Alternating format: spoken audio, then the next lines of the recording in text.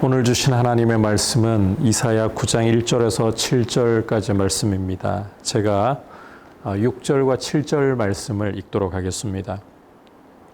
이는 한 아기가 우리에게 낳고 한 아들을 우리에게 주신 바 되었는데 그의 어깨에는 정사를 메었고 그의 이름은 기묘자라 모사라 전능하신 하나님이라 영존하시는 아버지라 평강의 왕이라 할 것임이라.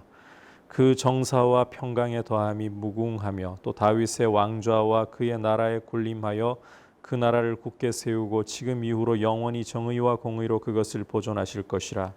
만군의 여호와의 열심히 이를 이루시리라. 아멘. 오늘 함께 읽은 이 이사야 9장 1절부터 7절까지의 말씀은 굉장한 이 위로와 소망의 메시지입니다. 사실 지금까지 이사야 말씀을 보면 상당히 좀 어두운 메시지가 많습니다. 왜냐하면 이 9장 1절부터 7절까지 앞부분 이 8장만 해도 하나님께서 임마누엘로 당신의 백성과 함께 하시면서 아수르의 위협으로부터 건져주신다. 아수르가 어떤 도모를 할지라도 아무리 전쟁 준비를 하고 이 유다를 치려고 할지라도 임마누엘로 하나님이 함께 하심으로 아수르의 이 모든 시도는 끝내 패망에 이르고 만다. 실제 그렇게 하나님이 보호하시죠. 하지만 이 백성들은 하나님의 약속을 굳게 믿고 서지 못하고 불신하며 오히려 8장에서 우리가 보았지만 신접한 자와 마술사에게 물으라. 자기가 섬기고 있는 각자의 신에게 물으라. 또 죽은 자에게 의뢰하라. 이렇게 하나님을 반역함으로 흑암의 고통 속에 거할 수밖에 없게 될 것이다. 이렇게 하나님이 심판에 대한 경고를 주시는 것을 보았습니다. 그리고 이 9장 이 8절 이후로 보면 북이스라엘에 임하게 될 심판에 대해서 하나님이 또 말씀하시는 것을 볼 수가 있습니다. 그런 와중에 지금 이 9장 1절부터 7절까지에서는 그 사이에 한 줄기 빛이 비치고 있다고 볼 수가 있어요. 어떤 말씀인가 이제 내용을 좀 살펴보면 전에 고통받던 자들에게는 흑암이 없으리로다. 옛적에는 여호와께서 스불론 땅과 납달리 땅이 멸시를 당하게 하셨더니 후에는 해변길과 요단 저쪽 이방의 갈릴리를 영화롭게 하셨느니라. 흑암에 행하던 백성이 큰 빛을 보고 사망의 그늘진 땅에 거주하던 자에게 빛이 비치도다. 우선 이 말씀은 이사야가 이 말씀을 선포하던 당시에 당장 일어난 일이라고 볼 수는 없습니다. 왜냐하면 이 말씀은 무엇을 염두에 두고 있는가 하면 장차 북이스라엘이 아수르에 의해서 멸망당하고 유린당할 것을 전제로 깔고 있는 말씀이기 때문입니다. 여기 전에 고통받던 자들 이들에 대해서 그 말씀을 조금만 읽어나가면 스불론 땅, 납달리 땅이라고 이 명시를 하고 있잖아요. 이 해변길과 요단 저쪽에 이방의 갈릴리라고 묘사를 하고 있잖아요. 이 북이스라엘의 멸망을 염두에 두고 있는 표현들인 거예요. 특히 왜 이방의 갈릴리 지역을 이방의 갈릴리라고 묘사를 했는가? 아수르가 이 북이스라엘을 멸망시키고 난 후에 북이스라엘 특히 갈릴리 지역에다가 히브리인들을 이 북이스라엘 사람들을 포로로 잡아서 끌고 가면서 할라와 메대와 고산과 같은 이방 사람들을 이곳에 이주시켜 가지고 피가 섞이게 만들어 버렸습니다. 그래서 순혈 히브리인들이 아닌 거죠. 피가 섞인 이방 민족들과 피가 섞인 이 아수르의 혼혈 정책 때문인 거예요. 그래서 정통 히브리인들은 이 갈릴리 지역을 이방의 갈릴리로 멸시하게 되었던 겁니다. 심지어 시간이 흘러가면서는 아수르에 의해서 유린당한 것뿐만 아니라 동족 히브리인들에게조차도 멸시를 당할 수밖에 없게 된 지역이 바로 이 스불론 땅과 납달리 땅, 바로 이 갈릴리 지역이라는 거예요. 이런 고통받던 이들, 멸시를 당하고 흑암 가운데 이 사망의 그늘 가운데 앉아있던 이들에게 이제 큰 빛이 비친다. 하나님이 이 고통받던 땅을 영화롭게 하신다. 그리고 3절을 보면 이 나라를 심지어 이 정도 그 지역만이 아니라 온 나라를 당신의 나라를 창성하게 하실 것이다. 창성하게. 그리고 즐거움을 주시는데 추수하는 즐거움, 이 나라가 빼앗겼을 때 이런 추수의 즐거움을 누릴 수나 있었나요? 그런 마음껏 곡식을 재배해서 추수할 수 있는 즐거움 뿐만 아니라 탈취물을 나눌 때의 즐거움, 이제 승리자의 즐거움인 거죠. 이런 즐거움 같은 즐거움으로 기뻐할 수 있도록 은혜를 주신다. 회복의 은혜를 주신다. 그리고 또 4절을 보시면 무겁게 맨 멍에를, 하나님의 백성들이 무겁게 메었던 멍에를, 또 어깨에 채찍을, 앞제자의 막대기를 완전히 꺾어버리시는데 이미지를 가져오고 있어요. 미디안의 날과 같이 하신다. 심지어 어느 정도로까지 이 5절에 보면 어지러이 싸우는 군인의 신과 피 묻은 겉옷이 불에 섭같이 다 사라져 버릴 것이다. 싸움의 흔적조차 완전히 사라져 버릴 정도로 그렇게 하나님께서 이 승리의 기쁨을 허락해 주실 것이다. 그런데 이 미디안의 날이라는 이미지를 가져왔잖아요. 이 미디안의 날이라고 하는 게 뭘 보여주는 건가 하면 사사기 6장에서부터 8장까지 여러분께서 그 이스라엘의 아주 전설적인 사사 기드온 이야기를 읽으실 수가 있을 겁니다. 이 기드온이 등장했던 시대가 바로 미디안에 의해서 7년간 압제를 당했던 그런 상황이었었죠. 이 미디안을 하나님이 어떻게 격파하게 하시는가 하면 기드온이라는 아주 그 므낫세 지파에서도 아주 유약한 한 사람을, 두려움 많던 한 사람을 선택하셔서 큰 용사여 여호와께서 너와 함께 하시는도다. 그러시면서 이 기드온을 통해서 미디안을 마치 한 사람을 치듯이 그렇게 치게 하시리라. 그리고 실제 이 미디안을 격파하게 하실 때 보면 기드온과 더불어서 어떤 사람들인지도 몰라요. 그냥 300명. 왜 하나님이 300명 선택하셨느냐? 숫자가 적다는 이유예요. 이게 뭐 다른 특징이 뭐 이들이 특별한 용사여서 전쟁에 아주 능한 사람들이어서 아닙니다. 그냥 숫자가 적다는 거였어요. 처음에 그 모인 사람들 하나님께서 다 돌려보내고 그 두려워 떠는 자들 다 돌아가라. 남은 게 10,000명이었잖아요. 그런데 그 10,000명도 너무 많다. 이 10,000명 가지고도 니들이 그 미디안을 격파하고 나면 니들 힘으로 그렇게 한 줄로 착각하고 자랑할 거다. 그래서 이 물가로 내려가 가지고 거기서 물 마시는 종류의 사람들을 하나님께서 보시고는 그 중에 적은 수 300명만 이제 물을 이제 손으로 핥았잖아요. 손으로 떠가지고 혀로 핥았잖아요. 숫자가 적은 사람들이라는 거예요. 아무리 적은 숫자랄지라도 하지만 하나님이 함께 하시면서 이 거대한 13만이 넘는 미디안 군대를 완전히 격파하게 하셨죠. 큰 승리. 이스라엘 역대 승리들 가운데 이만한 승리가 참 찾아보기 어렵다 할 정도로 큰 승리입니다. 그런 큰 승리를 하나님이 주실 것이다. 주께서 이 일을 이루실 것이다. 주체가 여호와께서, 주께서. 자, 그렇다면 이 일이 어떠한 방식으로 이루어지느냐, 이게 참 중요한 말씀입니다. 오늘 말씀에서 이게 가장 중요하다고 해도 과언이 아니에요. 그것은 6절, 7절에서 드러나고 있는데 한 아기를 통해서라는 겁니다. 한 아들을 주셔서 그 일을 이루신다는 거예요. 그런데 이 아들의 특징을 보면 이 6절에 그 어깨에 정사를 메었다. 정사, 영어로 government, 이게 정부라고 번역을 할 수도 있고 통치, 이 정권을 가진 분이라는 거죠. 왕권을 가진 분이라는 거죠. 이름이 보면 기묘자라, wonderful, 아주 놀라운 분이라는 거예요. 묘사할 수 없을 정도로 아주 놀라운 분, 모사라, counselor, 의지하고 의뢰할 수 있는 분이라는 거죠. 전능하신 하나님,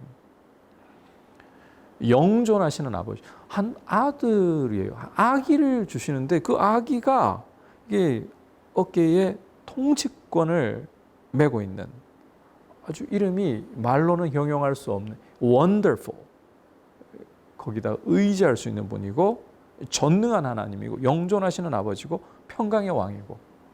그리고 7절 묘사는 더욱더 주목할 만한데 특히 다윗의 왕좌와 그의 나라에 군림하여 그 나라를 굳게 세우고 지금 이후로 영원히 정의와 공의로 그것을 보존하실 것이라. 이 말씀은 한 가지 중요한 약속을 생각나게 합니다. 사무엘하 7장에 가보면 소위 다윗 언약이라는 약속이 있어요. 하나님이 다윗에게 주신 약속인데, 다윗이 주변에 이 원수들이 하나님 은혜로 정복되고 난 후에 성에 평안이 거할 때, 왕궁에 평안이 거할 때에 하나님께 굉장히 황송한 마음을 가지죠. 나는 이렇게 왕궁에 평안이 거하고 있는데 하나님의 언약궤는, 하나님의 발등상인 언약궤는 휘장 가운데 있다. 그래서 하나님을 위해 성전을 짓고 싶은 마음을 나단 선지자에게 이야기를 하는데, 하나님께서 나단 선지자를 통해서 너는 나를 위해 집을 세우지 못할 것이다. 아니, 내가 너 다윗을 위해 집을 세워주는데, 이게 다윗 언약이에요. 이 약속에서의 핵심이 아들입니다. 한 아들. 이 아들을 통해서 하나님이 어떤 일을 하시느냐? 자, 첫 번째로는 성전을 건축하시겠다는 거예요. 성전을. 그리고 두 번째로는 다윗의 이 집안을, 특히 다윗의 왕위를 영원히 견고하게 하시겠다는 거예요. 자, 그런데 지금 7절에 기록된 내용이 바로 그 다윗 언약의 성취라는 겁니다. 그러니까 자, 오늘 말씀을 우리가 어떻게 이해를 해야 되느냐? 당장은 죄 때문에, 북이스라엘의 죄 때문에 아수르의 나라가 망합니다. 그리고 거기에서 끝나지 않고 장차 유다도, 여기에 지금 구체적인 묘사는 다 나와 있지 않지만 죄 때문에 바벨론에 의해서 나라가 망하게 됩니다. 하나님의 백성들은 신실하지 못했어요. 하나님 앞에 죄를 지음으로 스스로 멸망을 자초했습니다. 심판을 자초했습니다. 그런데 중요한 것은 주께서, 여호와께서 다시금 회복의 은혜를 주신다는 거예요. 그 회복의 은혜를 주시는데 근거가 있어요. 하나님의 약속을 따라 내가 다윗 집안에 한 아들을 약속했지. 그 아들이 다윗의 왕위를 영원히 견고하게 만들 것이다. 그 왕위가 영원히 견고하려면요, 왕도 죄 문제로부터 자유로워야 되고 백성도 죄로부터 건져낼 수 있는, 그리고 정의와 공의로 다스릴 수 있는 사람이어야 돼요. 그래야 나라를 영원히 견고하게 할 수가 있는 거예요. 그 약속을 이루어 하나님이 회복을 주신다는 거예요. 비록 이스라엘과 유다는 신실하지 못해서 죄로 인해서 망하게 되었지만 하나님은 신실하셔서 과거 출애굽시키신 백성들을 시내산에서 언약을, 당신의 백성으로 언약을 맺으셨잖아요. 그 언약을 따라, 그리고 이후에는 다윗에게 주신 이 언약을 따라서 하나님의 백성은 신실하지 못했으나 하나님이 신실하시기 때문에, 하나님이 당신의 약속을 결코 어기실 수 없는 분이시기 때문에 하나님이 하신다. 심지어 7절 끝부분에 보면 만군의 여호와의 열심이 이를 이루시리라.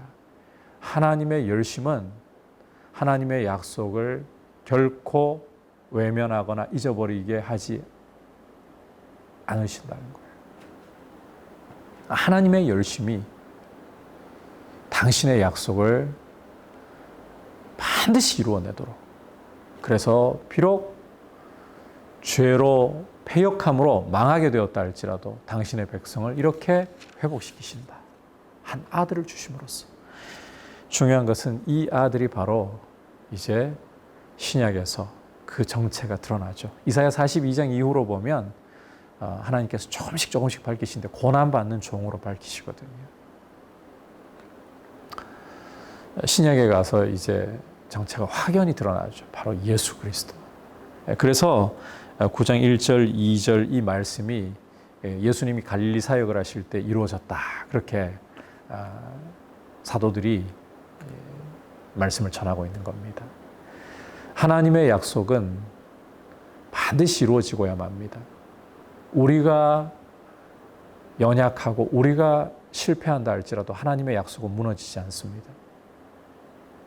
하나님의 신실하심 때문에, 그 신실하신 성품 때문에 하나님의 약속은 이루어집니다. 따라서 성도는 우리 자신을 바라보거나 우리 자신에게 신뢰를 두려고 하지 말고 하나님의 약속을 붙들고 하나님의 신실하심을 붙들고 한 걸음 한 걸음 걸어가야 하는 겁니다. 그리고 아울러 이 하나님의 약속은 예수 그리스도 안에서 이해가 되는 거예요. 예수 그리스도 안에서 믿음으로 굳게 서서 이 약속을 붙드는 믿음으로 우리가 주님 앞에 우리 자신을 드릴 수 있기를, 이것이 성도에게 소망이고, 이것이 성도에게 승리이고, 이것이 성도에게 회복이고, 이것이 성도에게 영광입니다. 우리 한국교회의 영광과 미래도 바로 여기에 있습니다. 하나님의 신실하신 성품, 따라서 그 말씀에 굳게 서 있고 그 말씀의 성취이신 예수 그리스도 안에 굳게 서 있는 것이 결국은 한국교회의 승리가 될 것이고 회복이 될 것입니다. 그리스도를 굳게 붙잡고 그 약속을 굳게 붙드는 이런 하나님께 소망을 두는 우리 성도님들, 우리 한국교회가 되기를 원합니다. 이제 말씀 생각하면서 기도하겠습니다.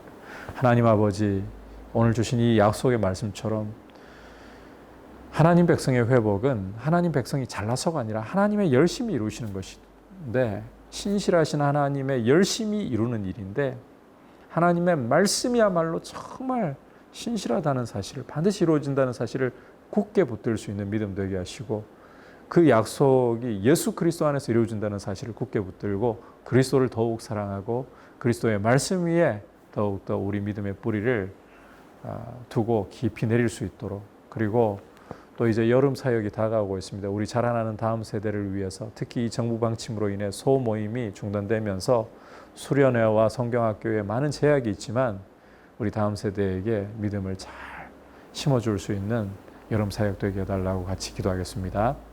하나님 아버지, 오늘 이 말씀을 통해서 하나님의 약속이 예수 그리스도 안에서 이해가 된다는 사실을 저희가 보았고, 무엇보다 하나님 신실하셔서 하나님의 말씀하신 대로 반드시 이루신다는 것을 저희가 보았습니다. 주님, 우리는 연약하고 우리는 신실하지 못하여 넘어지고 실패하고 때로는 일어설 수 없을 정도로까지 절망한다 할지라도 하나님의 말씀은 반드시 이루어지고 하나님은 당신의 열심으로 말씀을 반드시 이루시고야 만다는 것을 보았습니다. 특히 하나님의 말씀이 그리스도 안에서 이해가 된다는 사실을 보았습니다. 예수 그리스도 안에서 굳게 서 있고 예수 그리스도만을 자랑하게 하시고 예수 그리스도를 위하여 저희의 삶을 드릴 수 있도록, 말씀을 굳게 붙드는 삶이 되도록 은혜의 은혜를 더하여 주옵소서. 주님, 이제 여름 사역이 다가오고 있습니다. 정부 방침을 따라 아버지 소모임이 중단된 상황이지만 우리 자녀들에게 믿음을 어찌하든지 잘 물려줄 수 있도록 여름 사역에 지혜를 주시고 성령께서 사역 가운데 기름 부어주시고 역사하여 주옵소서. 예수님의 이름으로 기도드립니다. 아멘.